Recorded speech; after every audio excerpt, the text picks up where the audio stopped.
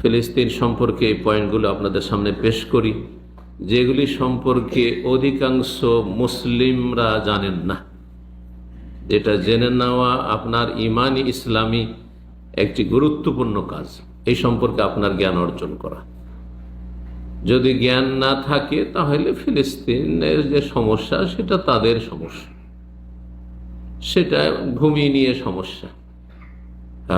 সেটা হচ্ছে দুনিয়ার পার্থিব হয়তো দ্বন্দ্ব, লড়াই, যেমন অনেকে মনে করে থাকে। যদি আমাদের বড়রাই না জানে সে সম্পর্কে, তাহলে আমাদের কচিকাচা, আমাদের আগামী প্রজন্ম ছেলেমেয়েরা কি বা জানবে? সুতরাং আপনারা জানুন এবং প্রত্যেক মুসলিম নিজ নিজ ছেলে মেয়েদেরকে এই শিক্ষা দিন।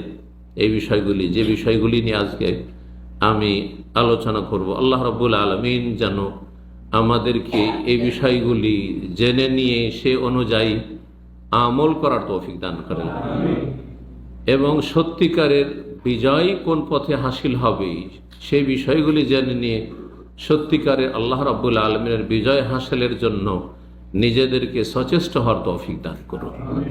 বিজয় শুধু মনের কামনা বাসনায় আসে না। বিজয় শুধু এ মিছিল, বিক্ষোভ, আন্দোলন করে আসে না। এসব পশ্চিমা কাফেররা আমাদেরকে শিখিয়েছে। বিজয় আসার জন্য যেসব শর্তগুলি রয়েছে ইনশাআল্লাহ তাআলা আগামী আলোচনাগুলিতে সে সম্পর্কে আলোচনা করব। সেগুলি সম্পর্কে অধিকাংশ মুসলিম উদাসীন, বরং তাদেরকে যদি বলা হয় তো ওইসবের ধারে কাছে নেই, ওইসবের ধারে না। বিজয় চাও কিন্তু বিজয়ের পথে চলতে চাও না। এ হচ্ছে মুসলিমদের বর্তমান অবস্থা। আল্লাহ রাব্বুল সঠিক বুঝ দান করুন, সংশোধনের তৌফিক দান করুন। বাইতুল মুকাদ্দাস বা ফিলিস্তিন মুসলিমদের হাতে এসেছে। তার আগে রোমানদের দখলে ছিল। ইসলামের পূর্বে রোমানদের দখলে ছিল। রোমানদের যে পৃথিবীর মধ্যে দুটো আপনার পরাশক্তি সেই যুগের ছিল, তার একটি হচ্ছে রোমান শক্তি, আর একটি হচ্ছে পারস্য ইরানি শক্তি। জি, দুটোই বিজয় লাভ করেছেন মুসলিম জাতি বা মুসলিমগণ, সাহাবায়ে কেরামগণ, ওমর ফারুক রাদিয়াল্লাহু তাআলা আনহু, খলিফায়ে রাশেদের আমলে। তো এই ফিলিস্তিনে বা শাম দেশে, বৃহৎ শাম, যেই শাম কয়েক ভাগে আজকাল বিভক্ত হয়েছে, ছোট ছোট দেশ হয়ে। শাম দেশের একটি অংশ হচ্ছে সিরিয়া, আর একটি অংশ হচ্ছে জর্ডন, আর একটি অংশ হচ্ছে লেবানন, আর একটি অংশ হচ্ছে প্যালেস্টাইন, যার একটি অংশের নাম ইহুদিরা। তাদেরকে যে সব কাফের শক্তি রয়েছে সেসব কাফের শক্তিদের পৃষ্ঠপোষকে বরং তাদেরকে দিয়ে দেওয়া হয়েছে। তাদের কোনো অস্তিত্ব ছিল না, যাদের ওপর আল্লাহ রাব্বুল লাঞ্ছনা, জিল্লত, দুর্গতি অবধারিত করেছেন। জরিবাত আলাইহিম জিল্লাতু ওয়াল মাসকানা আইনামা সুকিফু। আল্লাহ বলছেন যেখানেই থাক না কেন ইহুদি জাতি, তাদের ওপর লাঞ্ছনা এবং তাদের ওপর দুর্ভোগ আর কষ্ট, এটি আল্লাহর পক্ষ থেকে চাপিয়ে দেওয়া হয়েছে। কিন্তু ইল্লা বিহাবলি মিনাল্লাহ আও হাবলি মিনান নাস, হয় আল্লাহ রাব্বুল আলামিনের সাহায্য নেমে আসবে যদি তারা তওবা করে ফিরে আসে, ঈমান নিয়ে আসে আল্লাহর তাওহীদের ওপর, শেষ রাসূল মুহাম্মদ সাল্লাল্লাহু আলাইহি সাল্লামের ওপর, ওইভাবে যেইভাবে সমস্ত নবী রাসূলগণের প্রতি ঈমান আল্লাহ ফরজ করেছেন। জি, আও হাবলি মিনান নাস, অথবা মানুষের পৃষ্ঠপোষক কোথায়? মানুষের পৃষ্ঠপোষক কোথায়? তো মানুষের কাফের শক্তির পৃষ্ঠপোষক কোথায়? এই ইহুদি লাঞ্ছিত শক্তি এই মুসলিমদের হার্টের ওপর বসে রয়েছে। আপনার বুকের ওপর, আপনার কলিজার ওপর কেউ যদি বসে থাকে তো আপনার অবস্থাটা কেমন হবে? ঠিক মুসলিম জাতির অবস্থা ঠিক ওই রকমই বর্তমান অবস্থায়, যেখানে ফিলিস্তিন দখল করে আছে এই জালেম, কাফির, লাঞ্ছিত এই ইহুদি শক্তি। জি, ওমর ফারুক রাদিয়াল্লাহু তাআলা আনহুর জামানায় শাম দেশে জিহাদ শুরু হয় 15 হিজরি শাওয়াল মাসে, মোতাবেক নভেম্বর 636 ঈসাই। নেতৃত্বে ছিলেন প্রধান হিসাবে আবু উবাইদা ইবনুল জাররাহ রাদিয়াল্লাহু তাআলা আনহু, আশরা মুবাশশারার অন্যতম। জি। এবং সেই জিহাদ চলতে থাকে এই ইসলামের বিজয়ের 16 হিজরি 15 হিজরি সওয়াল থেকে শুরু করে রবিউল আউয়াল মাস 16 হিজরি মোতাবেক 637 ঈসাই এপ্রিল মাস পর্যন্ত। কয় মাস হলো তাহলে? সওয়াল থেকে শুরু করে রবিউল আউয়াল, সওয়াল, জিলকাদা, জিলহিজ্জা, এদিকে 3 মাস, আর এইদিকে হচ্ছে 3 মাস, প্রায় 6 মাস ধরে। তারপরে আল্লাহ রাব্বুল আলামিনের পক্ষ থেকে সাহায্য নেমে আসে, বিজয় লাভ করেন মুসলিমরা। আর তারপর ওমর ফারুক রাদিয়াল্লাহু তাআলা সেখানে সশরীরে উপস্থিত হয়ে তাদের সাথে, কাফেরদের সাথে চুক্তি নামা স্বাক্ষর করেন। এই ছিল একটি বিষয়। দ্বিতীয় বিষয় যেটি বলবো, আর তার আগে একটি কথা, সেটি হচ্ছে যে ফিলিস্তিন সম্পর্কে আমাদের ছেলে মেয়েদেরকে যে জানাতে হবে, এই ক্ষেত্রে মনে রাখবেন যে সেখানে রয়েছে মসজিদে আকসা, যেই মোবারক মসজিদ হচ্ছে আমাদের ঈমানি সম্পর্কের মসজিদ, তার সাথে রয়েছে আমাদের ঈমানি সম্পর্ক। এটি হচ্ছে আমাদের সর্বপ্রথম সমস্যা, এটি হচ্ছে আমাদের সবচেয়ে বড় বিষয়, যেই ক্ষেত্রে মুসলিমদেরকে জানাতে হবে যে এটি তোমাদের দ্বীনের মৌলিক বিষয়। এই মর্মে প্রথম থেকে শুরু করি যে আমরা নিজেরা জানব, আমরা সকলকে জানাবার চেষ্টা করব যে ফিলিস্তিন হচ্ছে সমস্ত আম্বিয়া রসুলগণের এলাকা, আরদুল আম্বিয়া। বিশেষ করে ইব্রাহিম খলিলুল্লাহ আলাইহিস সালাতু ওয়াস সালামের পর থেকে শুরু করে যত নবী রসুল এসেছেন সবগুলি প্রায় ইব্রাহিম আলাইহিস সালামের বংশোদ্ভূত। ইব্রাহিম আলাইহিস সালামের বংশ থেকে অধিকাংশ আম্বিয়া রসুলগণ হচ্ছে বনু ইসরাইল, অর্থাৎ ইব্রাহিম আলাইহিস সালামের ছেলে ছিলেন কয়জন? 2 জন, ইসমাইল আর আরেকজন হচ্ছেন ইসহাক। আর ইসহাকের ছেলের নাম কি ছিল? ইয়াকুব। এই ইয়াকুবের অপর নাম হচ্ছে ইসরাইল। সেখান থেকে যে বনি ইসরাইল মানে ইসরাইলের বংশধর। তো ইসহাক আলাইহিস সালামের বংশ থেকে অধিকাংশ আম্বিয়া রসুলগণ এসেছেন ইব্রাহিম আলাইহিস সালামের পরে। যেমন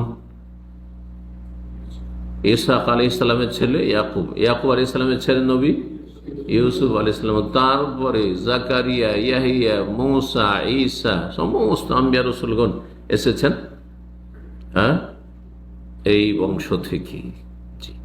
আর আম্বিয়াদের সাথে সম্পর্ক হচ্ছে মুসলিম উম্মার, কারণ সমস্ত আম্বিয়া রসুলগণ মুমিন মুসলিম ছিলেন। আর একটি আলোচনা গুরুত্বপূর্ণ, জরুরি, সেটা হচ্ছে প্রত্যেক নবী রসুল আদম আলাইহিস সালাম থেকে শুরু করে এবং তাদের যারা সত্যিকারের অনুসারী তারা সকলে মুসলিম, আর যারা অনুসারী নয় তারা যুগে যুগে কাফের, তাদের নাম থেকেছে। যারা ঈমান নিয়ে এসছে তাদের নাম মুমিন, বিশ্বাসী, আর যারা ঈমান নিয়ে আসেনি তাদের নাম হচ্ছে কাফের, অবিশ্বাসী, অমান্যকারী। যারা ঈমান নিয়ে এসছে এবং মেনে নিয়েছে তাদের নাম হচ্ছে মুসলিম, আর যারা মেনে নেয়নি তাদের নাম হচ্ছে কাফের। কোরআনে এই দুটো নামই দেওয়া হয়েছে। দুটো মানব জাতিকে 2 ভাগে ভাগ করা হয়েছে। ঈমান নিয়ে এসে থাকে তো তাদের নাম হচ্ছে মুমিন মুসলিম, আর ঈমান যদি না নিয়ে এসে থাকে তাদের নাম হচ্ছে কাফের। অমুসলিম আজকাল বলা হচ্ছে নরম করে। আজকাল অধিকাংশ মানুষ কাফের বলতে চায় না, মনে করে কাফের বলে একটা গাল হয়ে গেল, এটা কোরআনের ভাষা কাফের বলা। অমুসলিম বলাটা হচ্ছে তাদের সাথে কিছু ছাড় দেওয়া যা আল্লাহ ছাড় দেননি, রাসূলুল্লাহ সাল্লাল্লাহু আলাইহি ওয়াসাল্লাম ছাড় দেননি। কোরআনে কারিমে কোনো জায়গায় পাবেন না যে মুসলিম আর নন মুসলিম বলা হয়েছে। ভালো করে শুনে রাখেন এই কথাটি।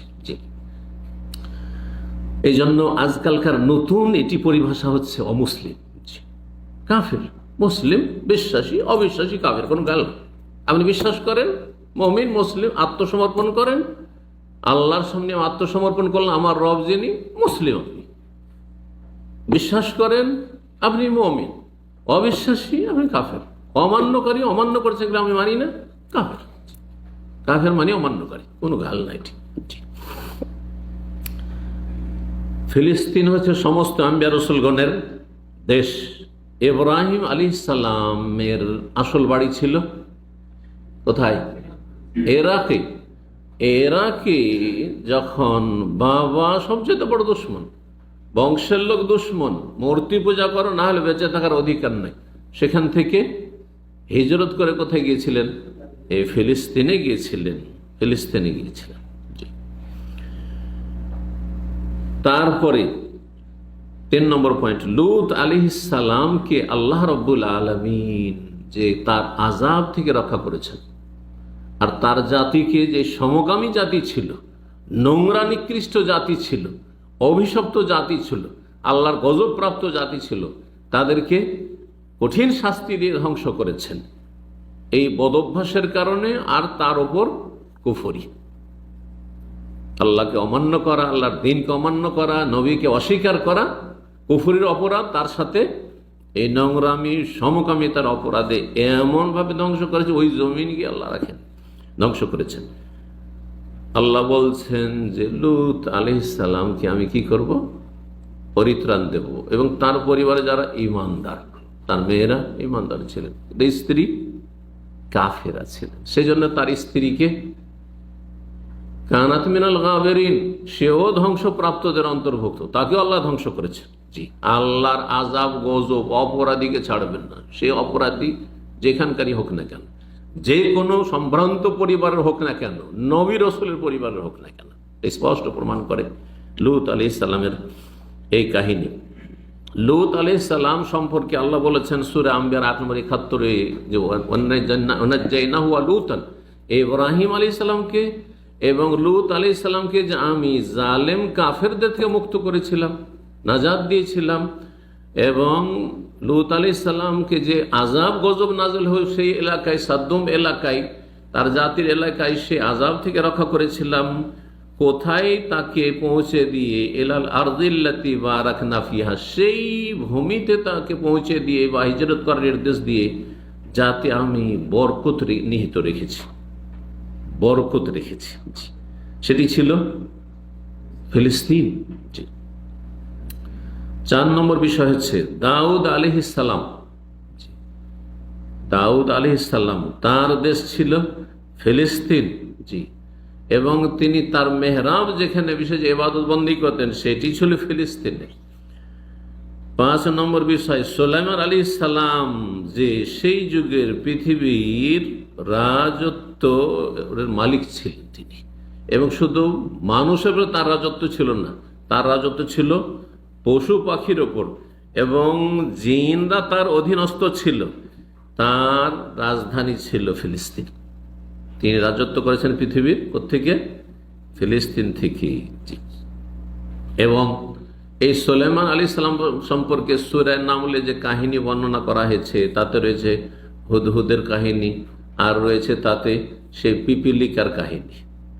জি, একবার সুলাইমান আলাইহিস সালাম যাচ্ছেন, তার সেনাবাহিনী সবকে, সাথী সঙ্গীদেরকে নিয়ে, আর সামনে রয়েছে পিপিলিকার বাসা, পিপিলিকার বাসা। তখন একটি পিপিলিকা কথা বলছে, আমাদের সামনে পিপিলিকা কথা বলছে, সতর্ক করছে জাতিকে। আমরা তো জানতে পারবো না যে কি করছে না করছে, কিন্তু সুলাইমান আলাইহিস সালাম ভাষা বুঝতেন। এই পিপিলিকা কি বলছে? ইয়া আইয়ুহান নামলু, হে পিপিলিকার দল। একটি কালাত নামলাতুন, একটি পিঁপড়া বলছে, একটি পিপিলিকা বলছে ইয়া আইয়ুহান নামল, হে পিপিলিকার দল, উদখুলু মাসাকিনাকুম, তোমাদের গর্তে বাসায় ঢুকে পড়ো। মাসাকিনাকুম আপনারা বলছেন সাকান, আজকাল বাসাকে বলা হচ্ছে। লা ইয়াহতিমান্নাকুম সুলাইমান ওয়া জুনুদুহুম লা ইয়াশউরুন, সুলাইমান এবং তার সেনাবাহিনী তোমাদেরকে না বুঝে, বুঝতে পারবে না যে এখানে পিপিলিকার বাসা আছে, এত ভিড় ভাড়ে যাচ্ছে, হাজার হাজার সেনাবাহিনী নিয়ে পায়ের তলায় তোমাদেরকে দলে দিয়ে শেষ করে দিল, শেষ হয়ে যাবে তোমরা সব। এই এলাকা হচ্ছে ফিলিস্তিনে, আসকালান নামক একটি শহর রয়েছে তার পাশে, ফিলিস্তিনে এই জায়গা। এখানেই জাকারিয়া আলাইহিস সালামের মেহরাব, যে মেহরাবের কথা কোরআনে কারিমে রয়েছে, কুল্লামা দাখালা আলাইহা জাকারিয়াল মেহরাব ওয়াজাদা ইনদাহা রিজক, যে জাকারিয়া আলাইহিস সালাম কি করছিলেন? তিনি মেহরাবে এবাদবন্দি করছিলেন। তারপরে মারিয়াম আলাইহিস সালামের কথা যে ঘটনা রয়েছে, তো জাকারিয়া আলাইহিস সালাম মেহরাবে এবাদতবন্দি করতেন, আর সেখানে দোয়া করেছেন, নিঃসন্তান ছেলে সন্তান জন্য দোয়া করেছেন, সেই মেহরাবের কথা কোরআনে কারিমে রয়েছে। সূরা আলে ইমরান আয়াত নম্বর 37 রয়েছে। মূসা আলাইহিস সালাম, মূসা আলাইহিস সালাম তার জাতি বনি ইসরাইল। মূসা আলাইহিস সালাম তো মূলত ফিলিস্তিনের লোক, পূর্বপুরুষ ফিলিস্তিনের, কিন্তু তিনি কোথায় তার বাল্য জীবন, আর কোথা থেকে তিনি হিজরত করে চলে আসলেন ফেরাউনের ধ্বংসের পর? কোত্থেকে? মেসর থেকে। তো মেসরে কি করে মূসা আলাইহিস সালাম পৌঁছলেন? ফিলিস্তিন থেকে। ওই যে ইউসুফ আলাইহিস সালাম মিশরের রাজত্ব ক্ষমতা হাতে পেয়েছিলেন, ইউসুফ আলাইহিস সালাম চলে গেলেন, আর সেখানে সে বংশ বৃদ্ধি হইতে থাকে বনি ইসরাইলের। আর তারপরে মূসা আলাইহিস সালামের জামানা আসলো। জি, ফেরাউনকে কোন জ্যোতিষী বলল যে তোমার রাজত্বের পতন ঘটবে এই বনি ইসরাইলদের একটি বালকের মাধ্যমে। সেই জন্য কত হাজার হাজার ছেলে সন্তানকে হত্যা করেছিল ফেরাউন। শেষ পর্যন্ত ফেরাউন ধ্বংস হইল। মূসা আলাইহিস সালাম সেখান থেকে বেরিয়ে আসলেন, আর তারপরে জাতিকে বললেন যে চলো, তোমরা তো আমার প্রতি ঈমান নিয়ে এসছো, নিজের বংশের লোকেরা, চলো তোমরা একটু হিম্মত করো, আমাদের পূর্বপুরুষের যে মোবারক ভূমি, বরকতপূর্ণ ভূমি রয়েছে, সেই ভূমিতে আমাদেরকে যেতে হবে, সেখানে গিয়ে আমাদেরকে বসবাস শুরু করতে হবে। কিন্তু সেখানে একটি জালেম এবং জবরদস্ত একটি শক্তিশালী জাতি সেখানে রাজত্ব করছে। এদের বিরুদ্ধে কেমন করে লড়াই করবো? আমরা যেতে পারবো না। কাপুরুষ এই জাতি ইসরাইল শুধু গাদ্দারি করেছে, খেয়ানত করেছে, নাফরমানি করতে থেকেছে। মাত্র 40 দিনের জন্য গেছেন মূসা আলাইহিস সালাম তাওরাত নিতে, এরা বাছরের পূজা শুরু করে দিয়েছে। তো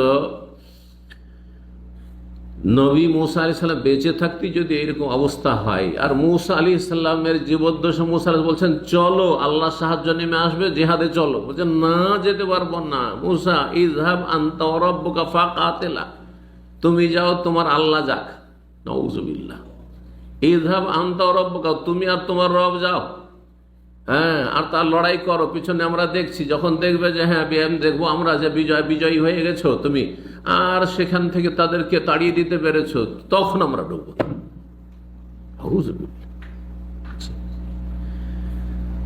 তো মূসা আলাইহিস সালাম তাদেরকে বলে চলো, উদখুলুল আরদাল মুকাদ্দাসাতাল্লাতী কাতাবাল্লাহু লাকুম, সেই মুকাদ্দাস পবিত্র ভূমিতে চলো জিহাদ করার জন্য, যেটা আল্লাহ তোমাদের ভাগ্যে লিখে রেখেছেন তোমাদেরই হবে। মুমিন মুসলিমদের হবে, তোমরা মুসলিম, তোমরা মুমিন, আর ওরা হচ্ছে কাফের, সুতরাং তোমাদের হবে। সেটা হচ্ছে এই প্যালেস্টাইন। 7 নম্বর বিষয়, এই ফিলিস্তিনের ভূমিতে অনেক মুজিজা, অলৌকিকত্ব ঘটেছে। এখানে ঈসা আলাইহিস সালাম ভূমিষ্ঠ হয়েছে।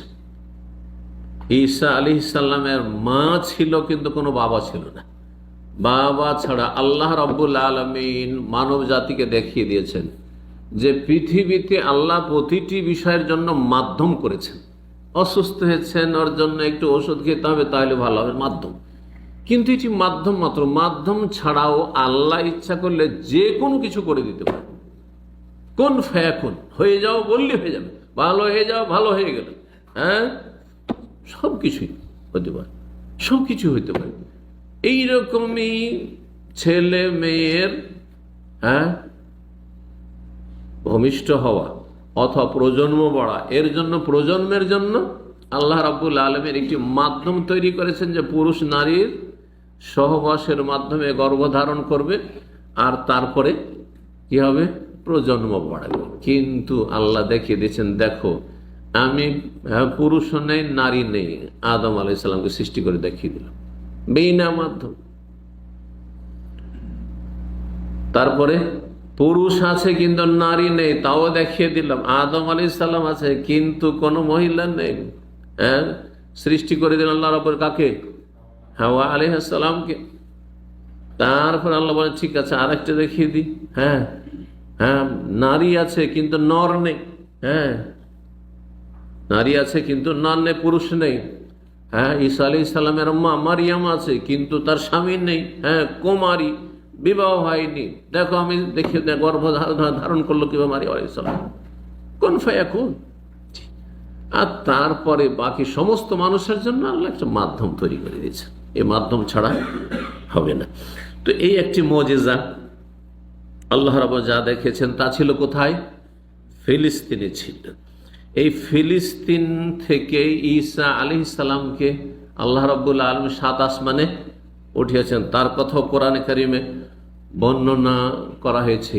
কখন উঠিয়েছিলেন আল্লাহ রাব্বুল আলামিন, কেন উঠিয়েছিলেন? এই ইহুদিরাই ঈসা আলাইহিস সালামকে হত্যা করার জন্য ঘেরাও করেছিল যে আজকে শেষ করে দেব। আল্লাহ রাব্বুল আলামিন এই ইহুদিদের অনিষ্ট থেকে রক্ষা করেছে। ইহুদিরা বহু নবী রাসূলকে খুন করেছে, এমনকি ঈসা আলাইহিস সালামকে খুন করার জন্য তারা উঠে পড়ে লেগেছিল। আল্লাহ বলছেন ওমা কাতালুহু, এখনো খ্রিস্টান বিভ্রান্তদের ভ্রান্ত আকীদা যে ঈসা আলাইহিস সালামকে শুলে চড়ানো হয়েছে, তাই না? আর ঈসা আলাইহিস সালামকে শুলে চড়ানোর মাধ্যমে ঈশ্বর নিজের পুত্রকে শুলে চড়িয়ে দিয়ে খ্রিস্টান জাতির যত পাপ রয়েছে সমস্ত পাপের মোচনের ব্যবস্থা করে দিয়েছে। এই ভ্রান্ত বিশ্বাস হচ্ছে কাদের? আল্লাহ যদি ক্ষমাই করবেন হ্যাঁ খ্রিস্টানদেরকে, তো আল্লাহ এমনি ক্ষমার ঘোষণা করে দেন, নিজের পুত্রকে কোরবানি করে কেন? এটা ছোট বাচ্চাও বুঝবে। হ্যাঁ, নিজের ঈশ্বর নিজের সন্তানকে আবার কোরবানি করিয়ে তারপর কার জন্য কোরবানি করবে? নিজের ছেলেকে কেউ জবাই করায়, নিজের ছেলেকে খুন করায়, আর তারপরে আমি জাতির কাফারা কেন? এমনি তো হবে না। আল্লাহ কি অক্ষম? হ্যাঁ, চিন্তা করুন তো দেখি, যদি ঈসা আলাইহিস সালাম আল্লাহর পুত্র হয় তো এমনি আল্লাহ করতে পারতেন না ক্ষমার ঘোষণা যে খ্রিস্টান সব মাফ, 7 খুন সব মাফ? কত ভ্রান্ত বিশ্বাস। আল্লাহর খণ্ডনে সূরা আলে ইমরান বলছে ওমা কাতালুহু ওমা সালাবুহু, তারা হত্যাও করেনি, খুনও করতে পারেনি ইহুদিরা। ওমা সালাবুহু, তারা শুলেও চড়াতে পারেনি। ওয়ালাকিন শুব্বিহা লাহুম, তাদের বুঝতে ভুল হয়েছে, আসলে অন্য লোকে খুন করেছে, অন্য লোকে খুন করেছে। তাদের নিজেদের লোককে যে প্রথম খুন করার জন্য হয়েছে তাকে খুন করেছে, তাকে ঈসা আলাইহিস সালামের রূপ দিয়ে দেওয়া হয়েছে। বরং আল্লাহ কি করেছেন, তাকে তার কাছে 4th আসমানে উঠিয়ে নিয়েছেন। 8 নম্বর বিষয়, মারিয়াম আলাইহিস সালাম যখন গর্ভধারণ করলেন, তারপরে যখন পূর্ণতা লাভ করলো, এখন বাচ্চা ভূমিষ্ঠ হবে, সেই সময় এক সময় এই মারিয়াম আলাইহিস সালাম যখন তার কক্ষে বন্ধ ছিলেন, তার কাছে গায়েব থেকে আনসিজন ফলমূল আসতো, আনসিজন ফলমূল আসতো। সেই মারিয়াম আলাইহিস সালাম পেটে যখন গর্ভধারণ করলেন, তখন আল্লাহ রাব্বুল আলামিন আনসিজন ফলমূল দিতে পারতেন না, দিতে সক্ষম, কিন্তু কেন দিলেন না? এখন বাচ্চা হয়েছে, একেবারে ক্ষীণ অবস্থায়, অসুস্থ অবস্থায়, রুগ্ন হয়ে, প্রচন্ড খিদা লেগেছে। এই অবস্থায় আল্লাহ বলছেন ওয়াহুজ্জি ইলাইকা বিজিযইন নাখলা, তোমাকে খিদা লেগেছে প্রচন্ড, আর তোমার খাবার প্রয়োজন, এই যে খেজুর গাছে খেজুর আছে, খেজুর গাছটাকে নাড়া দাও, হ্যাঁ ঝাঁকানি দাও, হ্যাঁ তো সাকিত আলাইকা রতাবান জানিয়া, তাহলে রতাব তাজা তাজা খেজুর ওপর থেকে পড়বে, ওইটা কুড়িয়ে খাও। যে আল্লাহ ওখানে এমনিতে খেতে দিচ্ছেন, ওইটা আল্লাহ এখানে কেন করলেন? তাফসীরকাররা বলেছেন যে ওই সময় যখন গায়েব থেকে এমনিতেই খাবার আসছিল, তখন মারিয়াম আলাইহিস সালামের ভালোবাসা মহব্বত শুধুমাত্র আল্লাহর সাথে ছিল, শুধুমাত্র আল্লাহর সাথে ছিল। কিন্তু এখন বাচ্চা যখন ভূমিষ্ঠ হয়েছে, তখন বাচ্চার ভালোবাসা তো বুঝতে পারেন, ছেলে মেয়েদের ভালোবাসা, তো এইখানে বাচ্চা একটা বড় অংশ পেয়ে গেছে ভালোবাসার। আল্লাহ বলছে ঠিক আছে, এখন একটু খেটে খাও, হ্যাঁ হ্যাঁ, ঝাঁকানি দাও আর তারপর ওপর থেকে পড়বে, তখন কুড়িয়ে খাও। তো এই ঘটনা কোথাও ঘটেছে? হ্যাঁ, ফিলিস্তিনে ঘটেছে। জি।